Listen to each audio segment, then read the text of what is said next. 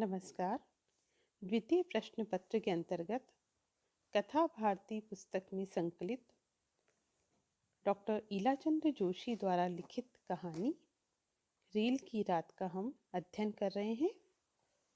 Rail की रात एक मनोवैज्ञानिक कहानी है। इस कहानी में डॉक्टर जोशी ने कथा के नायक महेंद्र की मनोवैज्ञानिक स्थितियों का सूक्ष्म चित्रण किया है। उन्होंने मनुष्य के चेतन और अवचेतन जगत की अनेक गुत्थियों और कुंठाओं का उद्घाटन मानस के सूक्ष्म प्रेरक सूत्रों के माध्यम से किया है। रचना कौशल की दृष्टि से जोशी जी की कहानियों में सबसे कम विविधता है। उन्होंने कहानी को विभिन्न शैलियों में लिखने, विभिन्न प्रयोग और शिल्प विधानों में बांधने का ऐसा कोई प्रयत्न नहीं किया। सबके पीछे सर्वत्र एक सहज गति हमें दिखाई देती है। इनकी कसौटी के अनुसार कहानी में भाव तत्व और चरित्र विश्लेषण ही कहानी की आत्मा है। वस्तुतः इसी धारणा के फलस्वरूप जोशी जी में रचनागत और शैलीगत विभिन्नता कम देखी जाती है। मनोवैज्ञानिक धरातल पर आधारित यह कहानी जोशी जी की महत्वपूर्ण कहानियों में से एक है। अब तक जो हमने पढ़ा उससे आगे का हम अध्ययन करेंगे। चश्माधारी सज्जन ने चश्मा उतारकर एक रुमाल से उसे पोंछते हुए पूछा, आप क्या शिकोहाबाद जा रहे हैं? जी नहीं, मैं दिल्ली जा रहा हूँ। क्या आप शिकोहाबाद में ही रहते हैं? जी नहीं, मुझे टूंडला जाना है। मैं वहाँ कोर्ट में प्रैक्टिस करता हूँ। इधर कुछ दिनों के लिए घर आया हुआ था। अब अपनी वाइफ और सिस्टर को लेकर वापस जा रहा हूँ। सिस्टर की तबीयत ठीक नहीं रहती, इसलिए उसे हवा बदली के लिए ले जा रहा हूँ। एक साधारण से प्रश्न के उत्तर में इतनी बातों से परिचित होने पर महेंद्र को नव परिचित सज्जन की बेतकल्लुफी पर आश्चर्य हुआ और वह मन ही मन मुस्कुराने लगा। उसने अनुमान लगाया कि ज्येष्ठ महिला सिस्टर होगी और कनिष्ठा वाइफ। थोड़ी देर में गाड़ी चलने लगी। कोई दूसरा यात्री उस डब्बे में न आया। चश्माधारी महाशय गाड़ी चलने की कुछ ही देर बाद ऊँघने लगे। वे रह न सके और बंधे हुए बिस्तर को तकिया बनाकर एक दूसरी बेंच पर लेट गए। न जाने क्यों महेंद्र के मन में यह विश्वास जम गया कि इन नव परिचित महाशय का जीवन बड़ा सुखी है। उनकी बेतकल्लुफी और उनके मुख का आत्मसंतोषपूर्ण भाव देखकर उसके मन में यह विश्वास जमने लगा और जब उसने यह निश्चिंत सोते हुए और खराटे भरते हुए देखा तो उसकी यह धारणा और भी दृढ़ हो गई। ज्येष्ठा महिला ने भी थोड़ी देर में ऊँघना शुरू कर दिया। वह ऊँघती जाती थी और बीच बीच में जबरदस्त हिचकोला खाती थी तो जाग पड़ती थी। केवल कनिष्ठा महिला पूर्णतः सजग थी। वह कभी खिड़की से बाहर झांककर चांदनी के उज्जवल आलोक में शायद पल पल परिवर्तित प्राकृतिक दृश्यों का आनंद लेती थी, कभी ऊँघने वाली महिला की ओर देखती थी, कभी खराटे भरने वाले महाशय, शायद अपने पति को एक बार सरसरी निगाह से देख लेती थी और कभी महेंद्र को स्निग्ध किंतु विस्मय की उत्सुकता से पूर्ण आंखों से देखने लगती थी। उन आंखों की स्थिर दृष्टि जब महेंद्र पर आकर पड़ती थी तो उसे ऐसा मालूम होने लगता था कि वह मोहाविष्ट जा रहा है और उसकी सारी आत्मा, यहाँ तक कि सारा शरीर भी अपना रूप बदल रहा है।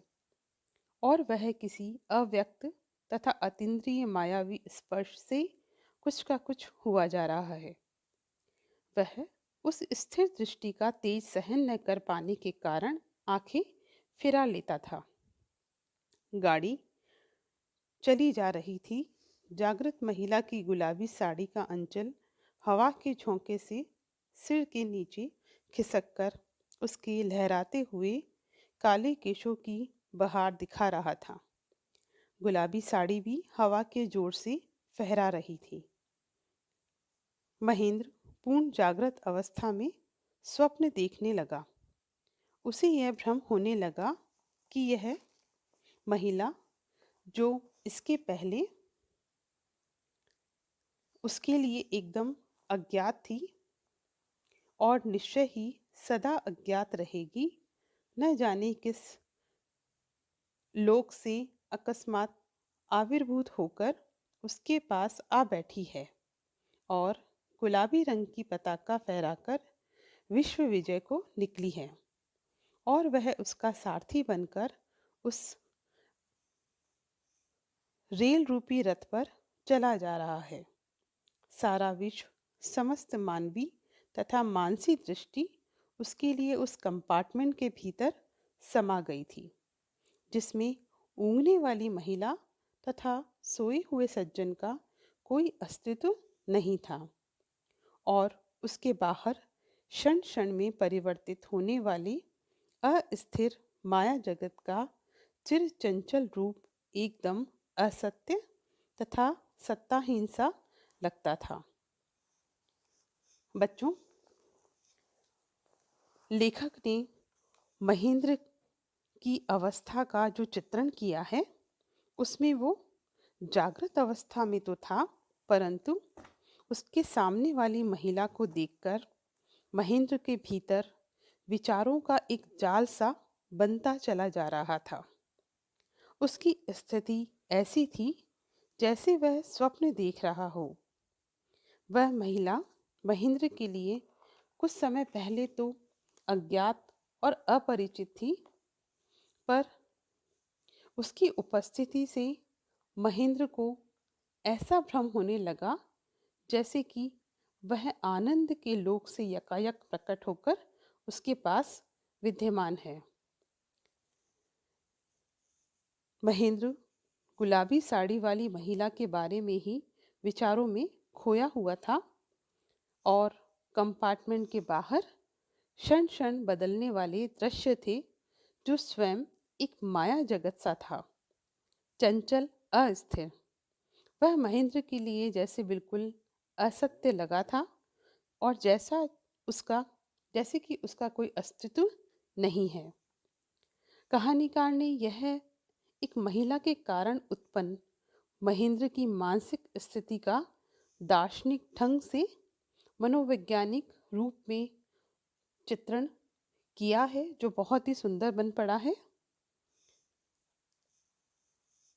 बीच बीच में अंग्रेजी शब्दों का भी लेखक ने प्रयोग किया है। पूरे वर्णन पर दृष्टिपात किया जाए तो हमें चित्रात्मकता का आभास होता है। आगे देखिए। महेंद्र सोचने लगा कि उसने जीवन में कितनी ही स्त्रियों को विभिन्न रूपों तथा विचित्र परिस्थितियों में देखा है, पर आज का यह बिल्कुल साधारण सा अनुभव उसे क्यों ऐसा अपूर्व तथा अनुपम लग रहा है। वह सोच ही रहा था कि फिर उस विश्व विजयी ने अपनी सुंदर विस्मित आंखों की रहस्यमयी उत्सुकता से भरी स्थिर दृष्टि से उसकी ओर देखा। वह मन ही मन संबोधित करते हुए कहने लगा, हे चिर ज्ञाता, हे चिर अज्ञाता, चिर अपरिचिता देवी, तुम मुझसे क्या चाहती हो?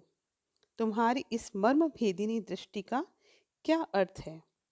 देवयोग से महाकाल के इस नगण्यतम क्षण में जिसकी सत्ता महासागर में एक क्षुद्रतम बुदबुदे के बराबर भी नहीं है, हम दोनों का आकस्मिक मिलन घटित हुआ है और महासागर में बुदबुदे की तरह ही यह क्षण सदा के लिए विलीन हो जाएगा। तथापि इतने ही अरसे में क्या तुम हम दोनों के जन्मांतर के संबंध से परिचित हो गई, अथवा यह सब कुछ नहीं है? तुम्हारी आंखों की उत्सुकता का कोई मूल्य नहीं है, मेरी विहल भावुकता का कोई महत्व नहीं है। महत्वपूर्ण जो कुछ है वह है तुम्हारे पास लेटे हुए व्यक्ति का खराटे भरना। शिकोहाबाद पहुंचने तक चश्माधारी सज्जन की नींद न टूटी और ज्येष्ठा महिला ऊँघती रही, पर महेंद्र की विश्व विजयिनी की आंखों में एक क्षण के लिए भी निद्रा रसावेश का लेश नहीं दिखाई दिया। वह बीच में अपनी मर्म भेदिनी दृष्टि की प्रखर उत्सुकता से उसके हृदय को अकारण निर्मम रूप से विद्ध करती चली जाती थी। फलस्वरूप महेंद्र की गुलाबी मोहकता भी शिकोहाबाद पहुंचने तक अखंड बनी रही। शिकोहाबाद पहुंचने पर विश्व विजयिनी ने चश्माधारी सज्जन के किंचित स्थूल शरीर को हाथ से हिलाते हुए जगाया। ऊँघती हुई महिला भी संभल कर बैठ गई। कूलियों से सामान उतरवाकर चारों व्यक्ति उतर पड़े। दिल्ली वाली गाड़ी जिस प्लेटफॉर्म पर लगने वाली थी, वहां जाने के लिए पुल पार करना पड़ता था।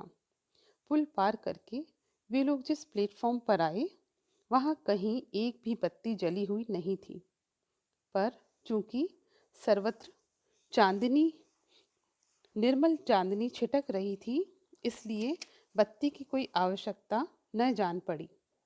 गाड़ी के आने में अभी 1.5 घंटे की देर थी।